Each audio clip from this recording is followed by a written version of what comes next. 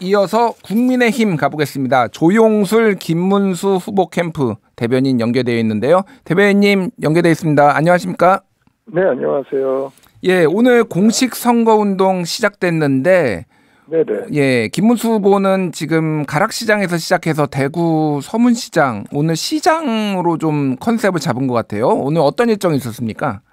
기본적으로 이젠 그렇게 코스를 잡은 이유가 그 낮은 곳에서 뜨겁게라는 이제 우리가 컨셉을 갖고 있습니다. 그리고 김문수 후보 같은 경우 보일러공 출신의 이제 대선 후보로서 정말 민생에 관련된 직접적인 이제 밥상 물가 이런 부분을 좀 잡겠다라는 강력한 의지를 갖고 있고요. 그리고 또 중간에 이제 대전 현충원을 방문을 했는데 그것은 이제 자유대한민국을 지키겠다라는 그런 신념, 이 그 두 가지의 모습들을 보여주기 위한 행보로 보입니다. 예.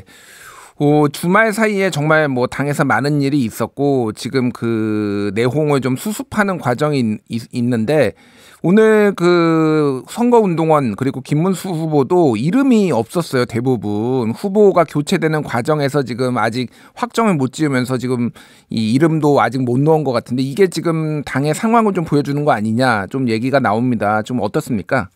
그 첫 번째 일정에서 아예 없는 그 빨간색 옷을 입은 거 말씀하시는 거죠? 예. 예, 그것은 우리가 이제 이름이 없는 게 아니라, 그거는 뭐 이제 후보의 이름을 이제 그 순간 넣는 건 큰 문제는 아니고, 우리가 이번에 굉장히 내용을 겪으면서 그러한 갈등들이 있지 않았습니까? 그래가지고 하나된 모습을 보여주기 위해서 그런 번호 이런 것들이 아니라 우리 당의 색깔인, 국민의힘의 색깔인 그 색깔의 옷을 입고 국민들께 인사를 드린 것이고요. 그렇기 때문에 그걸로 이번에 있었던 상처들 치유해서 하나로 내주고 화합해서 나아가자 그런 메시지를 낸 거로 보시면 됩니다. 예, 제가 뭐 말씀드린 건 후보도 후보인데 지역에서 옷을 입고 계신 분들도 이름이 없이 다 빨간색과 2번만 이렇게 있어서 아직 좀 이 후보 교체 여파가 있는 게 아닌가 그렇게 제가 여쭤본 겁니다. 예. 그런 부분에 있어서는 약간 우리가 이제 후보가 늦게 결정이 되다 보니까 그러한 미진한 부분들이 있는데 가장 중요한 건 2번이라는 기호이고요. 예. 2번 후보는 김문수 후보라는 것이기 때문에 그것들을 많이 알리게 된다면 그런 부분들은 큰 논란이 아닌 것이고 그 외형이 중요한 게 아니라 우리가 선거를 어떻게 진지하게 임하냐 그리고 어떻게 우리의 그 정책과 비전을 얘기할 수 있느냐 그런 것들이 가장 중요하다고 봅니다. 알겠습니다. 자, 이재명 더불어민주당 후보는 지금 중도 보수로의 외연 확장 이거를 좀 공개적으로 하고 있거든요. 아무래도 지금 보수가 오히려 지금 너무 국민의힘이 오른쪽으로 간 거 아니냐. 특히 윤석열 대통령과의 관계를 지금 정확하게 절연을 하거나 좀 관계를 정리하지 못하는 것 아니냐. 뭐 이런 우려들이 나오는데 지금 그거는 더불어민주당의 공세는 좀 어떻게 대응하실 계획입니까? 실제로 더불어민주당이 말하고 있는 중도 보수라는 게 과연 진짜인지 오히려 국민들께서 판단하실 거라고 보고 있고요.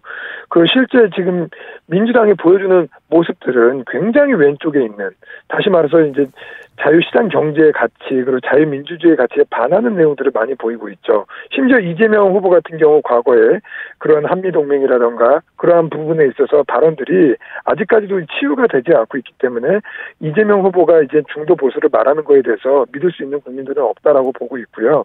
그리고 김문수 후보 같은 경우 너무 오른쪽에 치우쳐 있는 게 아니라 실제로 노동운동부터 그리고 실제 그 자유민주주의에 대한 가치까지 모든 경험과 스펙트럼을 갖고 있는 후보이기 때문에 중도 보수뿐만이 아니라 이제 중도 진보 그리고 진보의 가치, 보수의 가치까지 다 아우를 수 있는 유일한 후보가 아닐까라는 생각이 들고 그의 삶의 궤적이 그러한 정책과 메시지로 다 나올 것이라고 보고 있기 때문에 그 일부에서 이제 걱정하는 이제 극우행보다 이런 것들은 없을 것이라고 보고 있습니다. 알겠습니다. 그 김문수 후보가 선관위에 제출한 대통령 선거 10대 공약을 보니까 1번 공약이 자유주도 성장, 기업하기 좋은 나라 요거를 지금 1호 공약으로 하셨더라고요.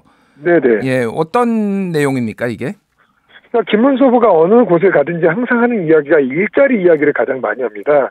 그리고 이제 청년 세대 문제도 일자리, 그리고 복지도 일자리, 대한민국의 제로 성장률을 극복하기 위한 것도 일자리. 그러기 위해서는 기업이 글로벌 스탠다드에 맞는 규제 속에서 그리고 기업의 성장 동력을 이어갈 수 있는 불씨들이 있어야 되겠다라는 생각을 갖고 있고 그러한 측면에서 자유주도 성장, 기업하기 좋은 나라 이런 형태로 먼저 규제 개혁이 있어야 기업이 잘 살아야 국민들의 일자리가 만들어지고 국민들도 잘 살고 행복할 수 있다. 그런 취지로 경제 살리기라는 차원에서 1번 공약으로 둔 것입니다. 알겠습니다. 뭐 2호 공약은 AI, 에너지 3대 강국 도약 등 그래서 이제 정책 같은 경우에 이제 그러니까 이 경제 공약이 상당히 앞부분에 있는데 근데 좀 요 뭐 메시지는 또 뭐 자유민주주의나 조금 이렇게 정치적이나 좀 이념적인 거를 또 강조하시는 게 아닌가 약간 공약하고는 조금 거리가 있는 게 아닌가 이런 얘기들도 좀 나오더라고요. 그러니까 이게 뭐냐면 이제 정치라는 게 이제 분명히 이제 그런 정치적 쟁점, 이념적인 부분들도 다뤄야 되는데 저희가 매일 아침 9시마다 후보죠. 거의 유일한 후보입니다. 16차례 이상의 9시마다 정책 발표를 해왔습니다. 꽃꽃문수라는 이름으로 예. 하루도 안 빼놓고 이제 예선 과정에 있어서 매일매일 정책 발표를 해왔거든요. 그래서 그러한 정책 메시지는 정식적인 그러한 기자회견 자리에서 상세하게 어떻게 정책을 하겠다라는 메시지를 꾸준히 내왔고, 그리고 후보의 이러한 일정들이라던가 후보의 메시지는 이제 김문수 후보가 강조하고 있는 정책에 대한 일정, 그리고 또 메시지에 있어서는 국민들이 관심 있어 하는 정치적 현안, 이런 것들을 이제 우리가 세 축으로 이렇게 갖고 가고 있기 때문에 정책 메시지는 충분히 내고 있다. 그리고 매일매일 냈었다. 유일한 후보다라는 점을 강조드리면서 국민들께서 그 부분을 좀 살펴주신다면 김문수 후보가 얼마나 정책을 강조하는 후보인지 분명히 알 수 있다고 봅니다. 알겠습니다. 그 이제 대선 레이스가 시작될 즈음에서 이제 반명 빅텐트 얘기가 상당히 나왔는데 지금 한덕수 후보와의 단일화가 어쨌든 좀 이렇게 시너지를 내는 쪽으로 가기 어려운 방향으로 지금 끝이 났고 그리고 뭐 이낙연 후보도 대선 불출마하고 그래서 이게 반명 빅텐트가 이게 가능할 것이냐 이런 얘기가 나오거든요. 특히 이준석 후보와의 단일화 뭐 이런 거는 좀 당 내에서 얘기가 나오는 게 있습니까?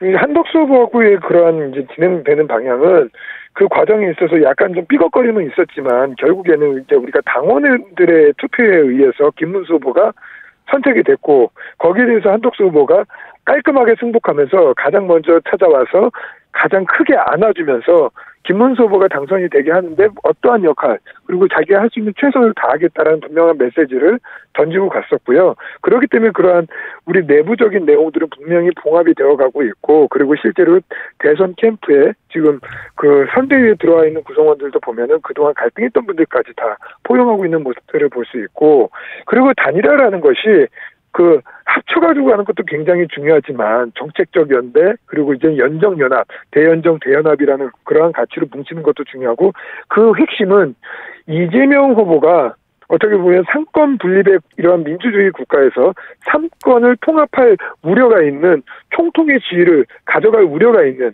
어떻게 보면 이재명 독재를 우리가 막아야 된다라는 생각을 갖고 있는 모든 가치를 갖고 있는 사람들이 모여서 하나의 가치 공동체를 만든다면 그게 진짜 빅텐트라고 보고 있는 거지 우리가 물리적인 그러한 숫자와 자리를 나누는 그러한 단일화는 형식적인 단일화일 뿐이다. 그래서 알겠습니다. 가치 공동체로 맺어질 것이다라는 말씀을 드리겠습니다. 가치 공동체 말씀하셨는데 지금 제가 뭐 수치는 말씀 안 드리겠지만 대부분 우리 청취자들 유권자들이 알고 있는데 격차가 좀 커요. 지금 1위 후보와 2위 후보의 격차가 이거를 어떻게 조금 극복할 수 있을지 어떤 전략인지 좀 궁금합니다.